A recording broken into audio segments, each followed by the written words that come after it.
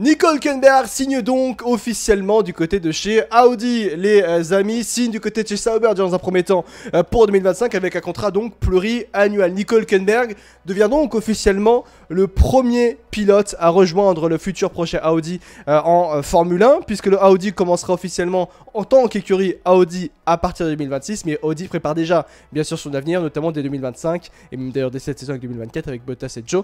Mais c'est bien Hülkenberg qui rentrera donc en tant que premier pilote officiel Audi à l'heure actuelle. On attend Carlos Sainz, ou du moins la réponse de Carlos Sainz, mais très clairement cette signature Nico Hülkenberg, est-ce un choix logique pour Audi? Est-ce que Audi fait bien de prendre Nico Hülkenberg? Est-ce que Audi fait bien de prendre un pilote qui est expérimenté? Oui, qui est plutôt performant et qui est très intéressant, mais du point de vue de l'avenir, est-ce que c'est intéressant de commencer avec un pilote, oui, qui est allemand, comme le voulait Audi, mais qui aura l'année prochaine 38 ans?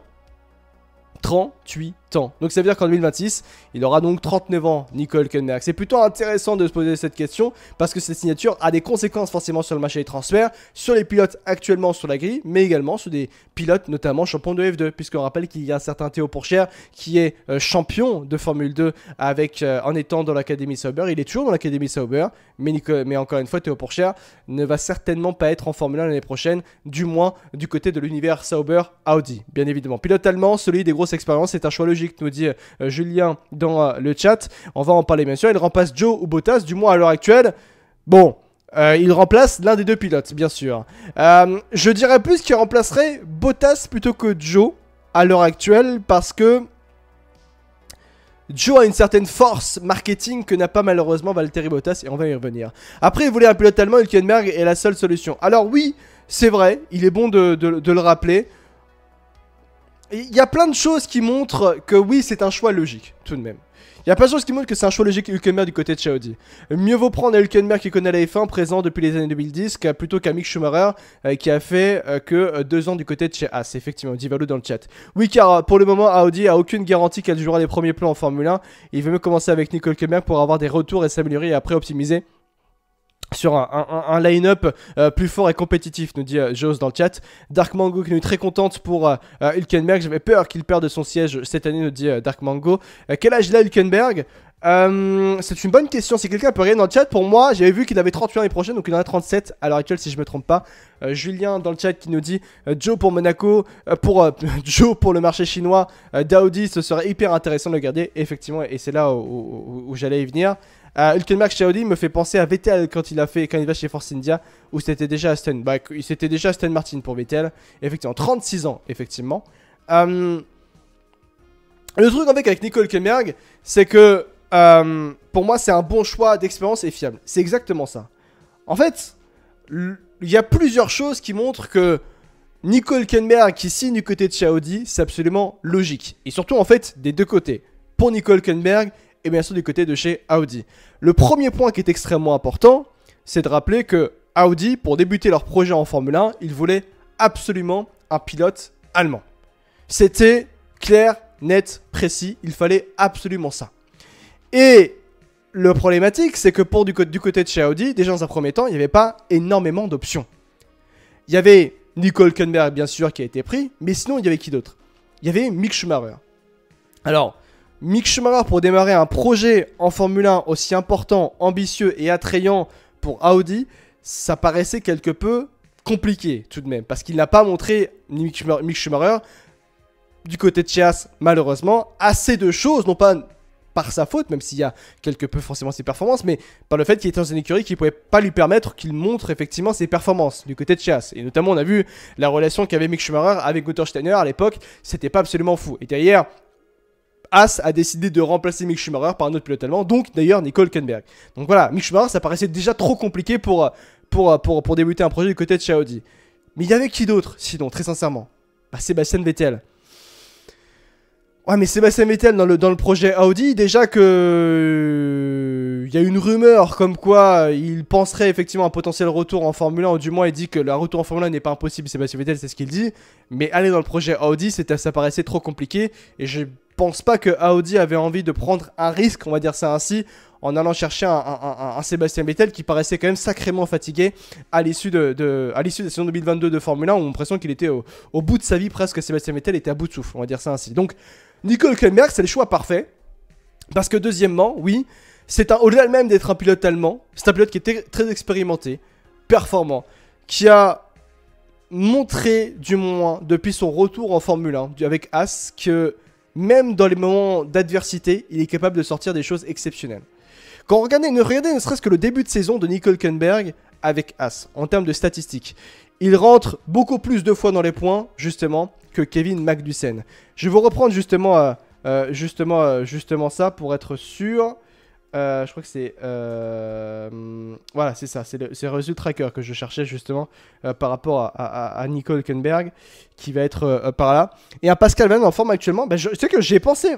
Je pensais un peu à Pascal Wehrlein aussi à un moment. Est-ce qu'il aurait pu rentrer effectivement dans les projets d'Audi? Mais quand vous regardez effectivement Nico Hülkenberg, depuis que Nico Hülkenberg est revenu avec Haas en Formule 1, il est très très bon. Il est colossal. Et il montre qu'on peut compter sur lui même dans les moments difficiles. Ne serait-ce que par rapport à ce début de saison 2024 de Formule 1. Excusez-moi, mais la Haas, c'est pas une fusée. C'est pas une machine de guerre. C'est pas une bonne voiture, la Haas. Et pourtant, Nico Hülkenberg, en l'espace de 1, 2, 3, 4, 5, en l'espace de 5 Grands Prix, Nico Hülkenberg, il a réussi à finir 3 fois dans le top 10. 3 fois dans le top 10. Il a sorti des performances, ne serait-ce que sur ce début de saison, absolument très intéressantes. Et d'ailleurs, il faut savoir que Audi et Nico Hülkenberg, ça n'aide pas que de 2024, dans les discussions, ça date d'il y a au moins l'été 2023. C'est pas anodin, parce que, justement, Audi comprend la force qu'a Nico Hülkenberg par son expérience et ce qu'il peut apporter à une écurie. C'est un pilote qui est un excellent metteur au point, Nico Hülkenberg. On l'a vu justement par rapport à ce qu'il a pu produire, notamment du côté de chez Force India, du côté de chez Sauber, mais en particulier du côté de chez Renault.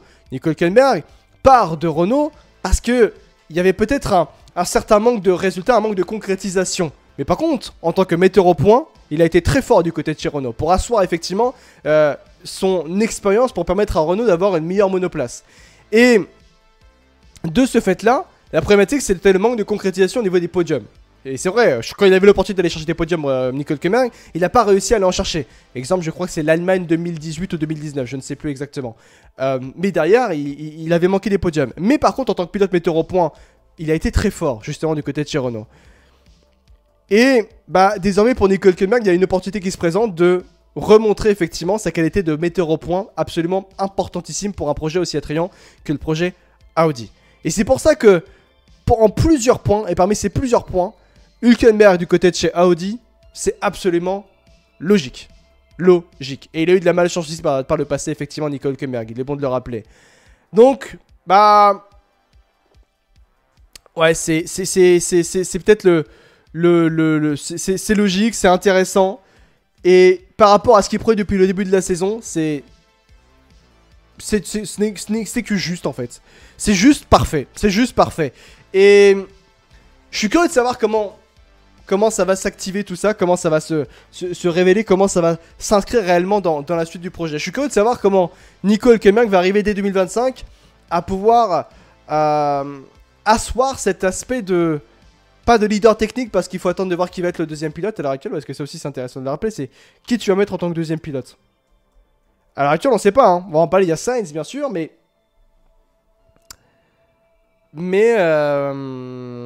tant qu'on sait pas qui est le deuxième pilote, c'est dur de savoir qui va être le leader technique, tu vois.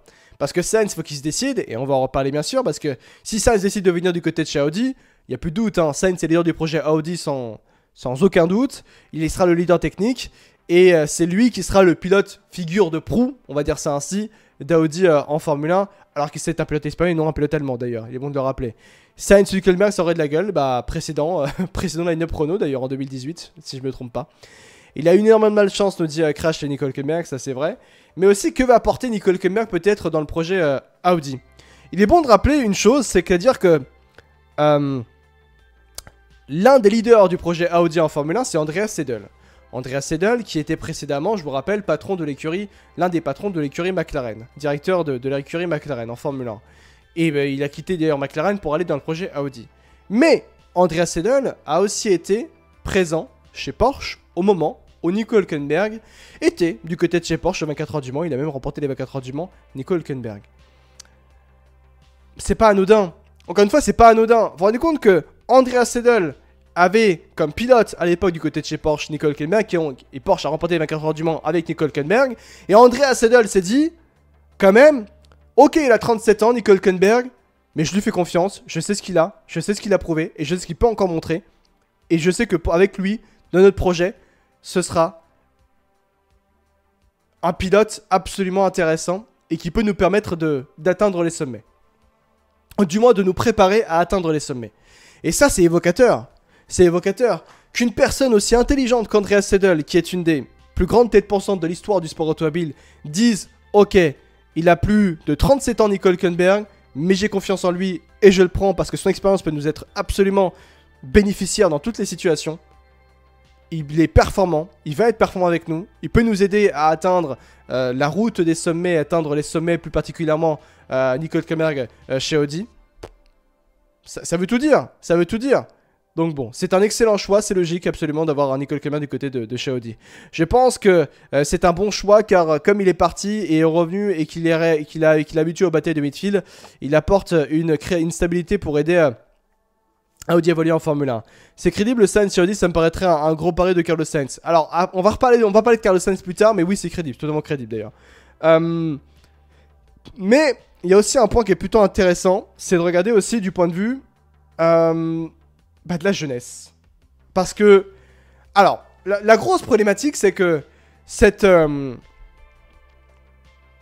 signature de Nico Hülkenberg du côté de chez Audi est problématique sur un point. En gros, Nico Hülkenberg qui signe dans le projet Audi en Formule 1, c'est un blocage pour la jeune génération. Et ça envoie forcément un mauvais message à la jeune génération en Formule 1. Pourquoi? Nico Hülkenberg, il a 37 ans. Il a 37 ans à l'heure actuelle. Il va en avoir, quand on va arriver en 2026 pour la première saison d'Audi en Formule 1, il aura donc 39, Nico Hülkenberg. Et la problématique, c'est de se dire, mais pour la jeune génération, pour les Théo Pourchaire, pour même, je parle des pilotes qui sont justement du côté de l'académie Sauber, puisque je rappelle que à l'heure actuelle, on a l'écurie, on a Audi qui investit dans Sauber, Sauber qui va donc devenir Audi en Formule 1, mais encore une fois, il existe toujours une Sauber Academy qui est bien remplie d'ailleurs. Et dans cette Sauber Academy, il y a justement Zane Maloney et bien sûr le dernier champion de Formule 2 en date, à savoir Théo Pourchaire. Théo Pourchaire a montré tout ce qu'il fallait pour être en Formule 1. Il est même prêt à être en Formule 1. Sauf que désolé, mais du côté de chez Audi, il y aura donc Nico Hülkenberg et très certainement un pilote comme Carlos Sainz ou Esteban Ocon ou un autre pilote qui prendra ce baquet-là. Mais visiblement pas Théo Pourchaire. Je parle pas du paquet qui va être pris par Carlos Sainz ou les autres pilotes, mais le baquet de Nico Hülkenberg. Ah ça forcément ça envoie un mauvais message à la jeune génération pour dire non, et de l'académie Sauber justement, parce que ça envoie clairement un très mauvais message aux jeunes pilotes de l'académie Sauber pour dire en fait vous êtes là, mais on va pas compter sur vous en fait vis-à-vis de l'avenir en Formule 1. Jamais, on va pas compter sur vous. Et alors par contre après on dit ça, mais il faut aussi se rendre compte, il faut aussi se mettre à la place effectivement de Andrea Seidel qui est à la tête de l'écurie Audi, qui dit justement, nous on a besoin d'expérience, donc à prendre Nico Hülkenberg et un autre pilote. Voilà. Mais pour Théo Pourchaire, c'est une très mauvaise nouvelle, une très très mauvaise nouvelle, parce qu'il comprend effectivement qu'il doit certainement comprendre que justement, il va pas être en Formule 1 via l'académie auquel il appartient. À savoir l'académie Sauber. Et même au-delà de tout ça, où est-ce que peut aller Théo Pourchaire à l'avenir en Formule 1 si c'est pas du côté de Audi Sauber? Non, ça manque de place malheureusement. Et donc, là, clairement pour Théo Pourchaire, c'est un gros coup dur. La signature de Nico Hülkenberg du côté de Audi, c'est un énorme coup dur pour Théo Pourchaire.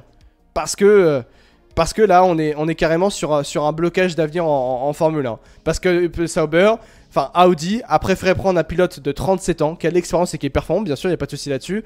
Mais plutôt que de miser sur un réel avenir peut-être avec son académie à l'heure actuelle. Mais je dis pas que c'est un mauvais choix, Nico Hülkenberg, très loin de là. Hein. Pour moi, Hülkenberg de côté du projet Audi, c'est très logique par rapport à tout ce qui a été justifié justement, de l'expérience, de la performance et de comment tu veux guider un projet, bien sûr, et surtout d'avoir un pilote allemand aussi du côté de chez Audi.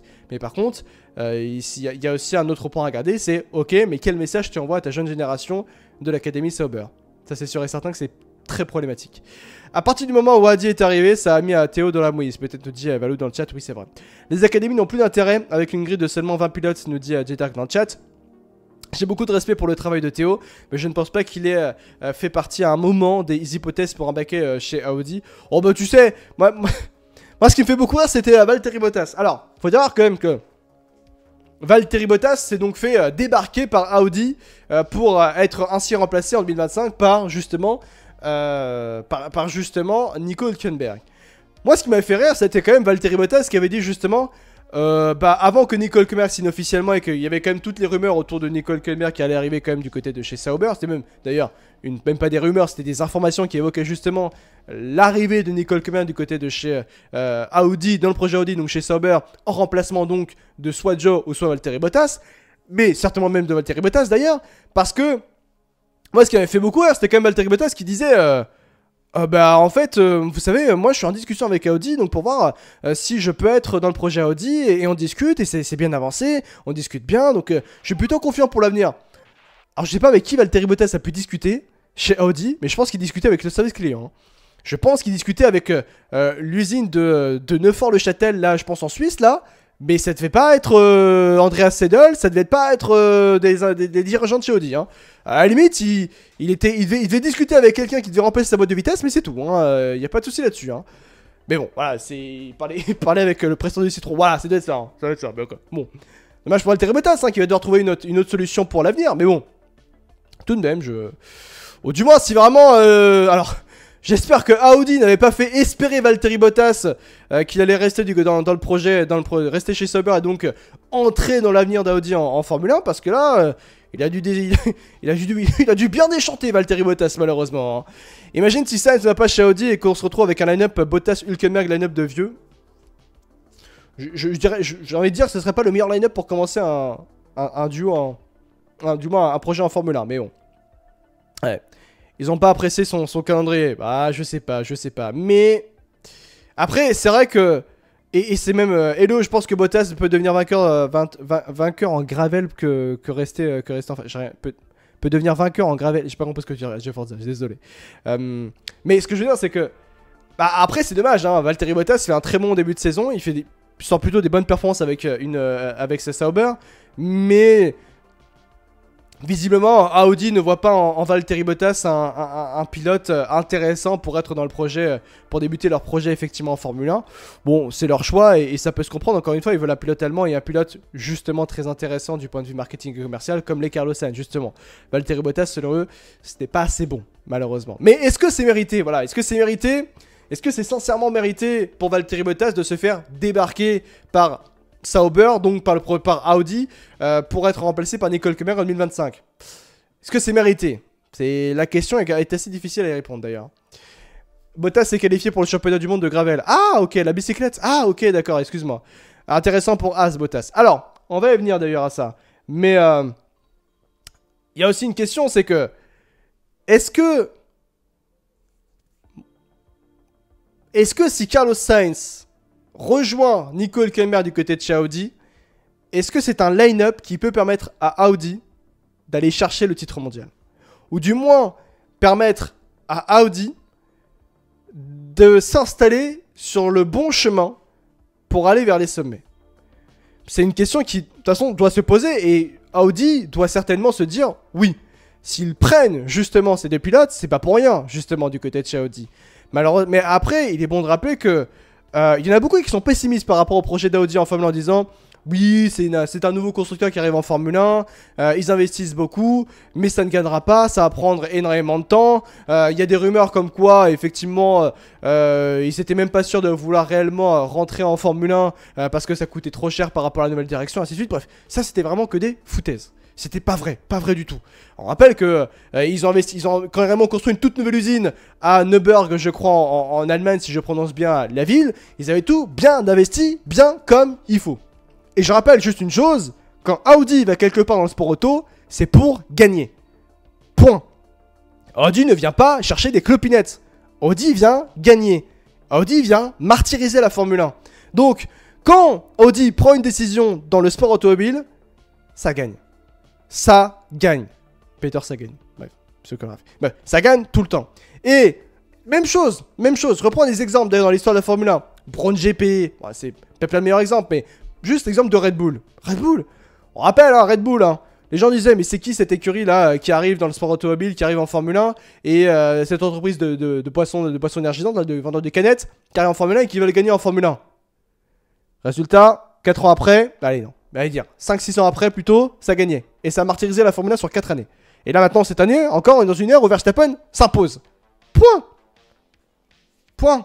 Donc, non, là pour débuter en plus, on a le line-up là. Il va être solide. Nico Hülkenberg est assuré. Et potentiellement Carlos Sainz.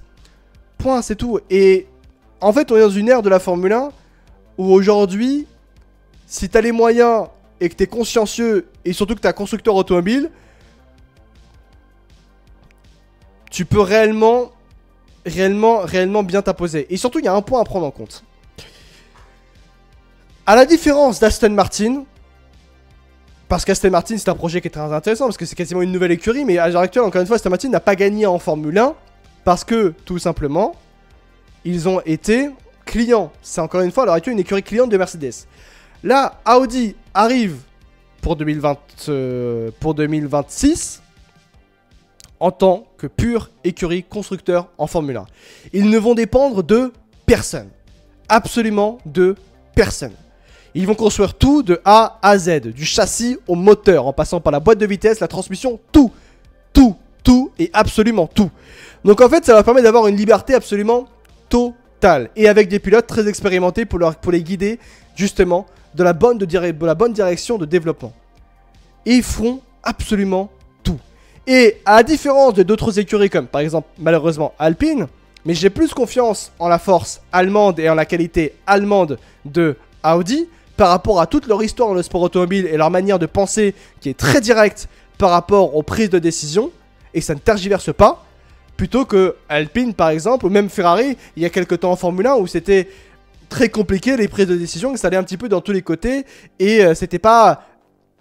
La mentalité n'était pas bonne à l'époque du côté de chez Ferrari. Maintenant ça va mieux avec Roderick Vasseur, mais voilà, c'est ça en fait que je veux dire, et c'est pour ça justement que, pour moi le line-up qui est en train d'arriver du côté de chez Audi, c'est un line-up par rapport au contexte qu'il y a dans l'écurie et de la manière dont les choses vont être prises comme décision, de la manière dont les décisions vont être prises dans l'écurie, ça va clairement mettre l'idée que oui, ce line-up Hülkenberg et certainement Sainz qui arrivera du côté de chez Audi, ce sera un line-up qui amènera justement, du moins, Audi dans la bonne direction pour aller chercher le titre mondial à l'avenir.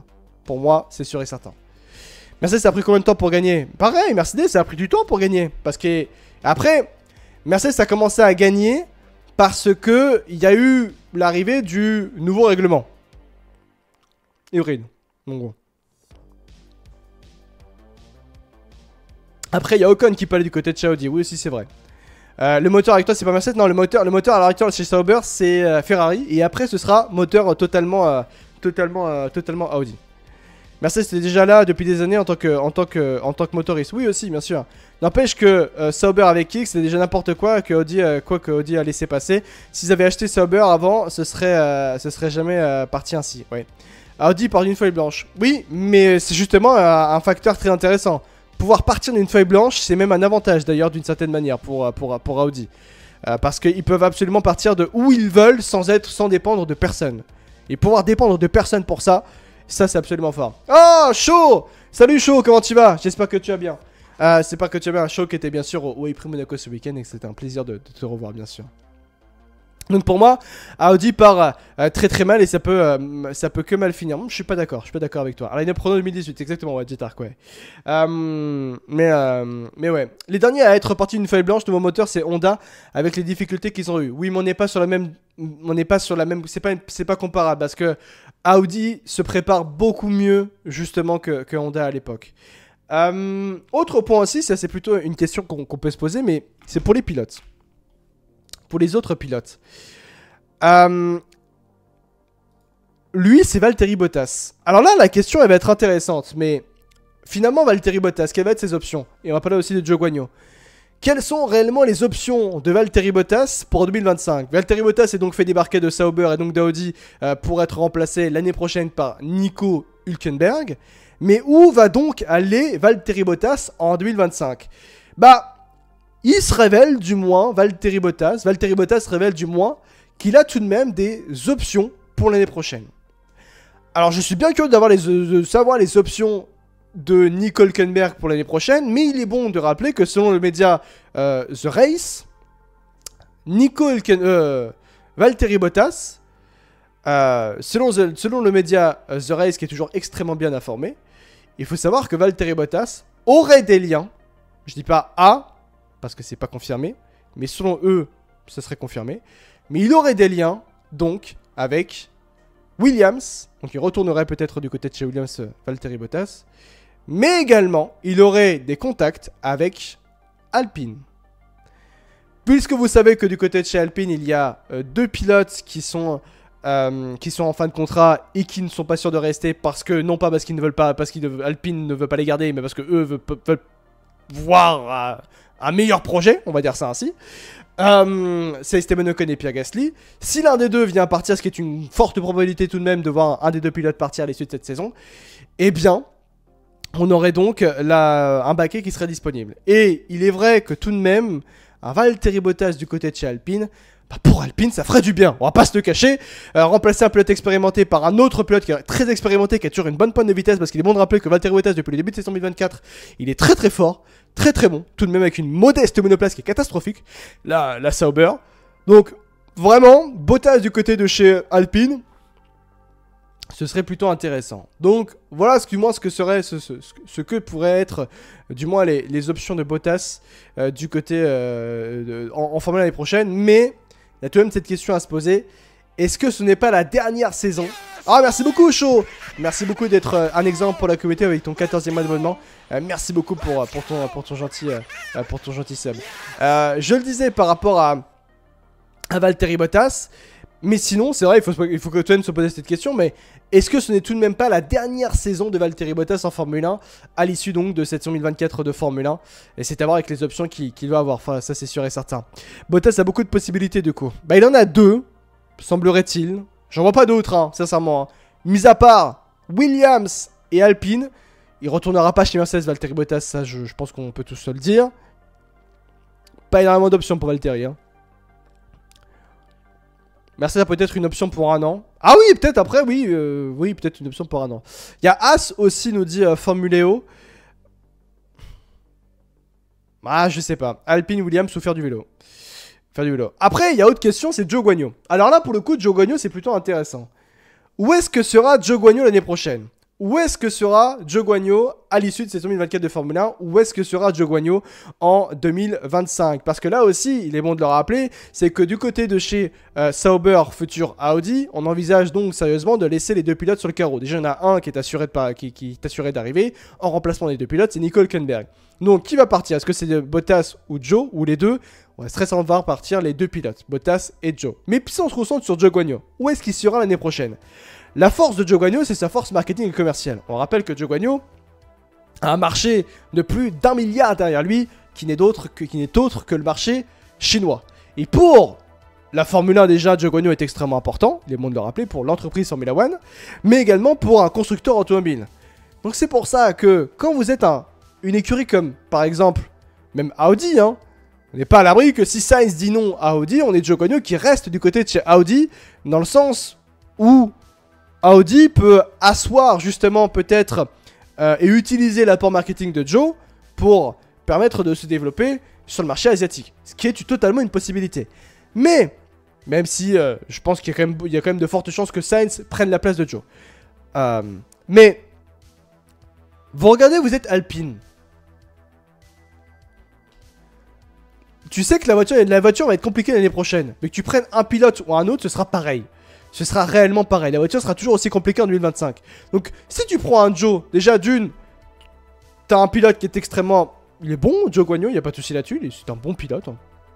Peut-être très bon pilote, selon certains dire. Mais, tu sais que tu peux utiliser pour la marque Alpine et le groupe Renault, tu peux asseoir une belle expansion du côté du marché asiatique, notamment et surtout en Chine. Ah bah là, pour Alpine, ce serait exceptionnel d'aller récupérer un Zhou Guanyu, hein, pour le coup. Hein. Et il peut revenir, oui, il peut totalement revenir dans l'univers Alpine, hein, Zhou Guanyu. Hein. Il a pas été viré, hein. On rappelle que Joe quitte l'académie Alpine parce qu'il a l'opportunité d'aller débuter sa carrière du côté de chez Alfa Romeo Sauber à l'époque. Il n'a pas été viré, hein. Il est juste parti parce qu'il avait l'opportunité d'aller en Formule 1.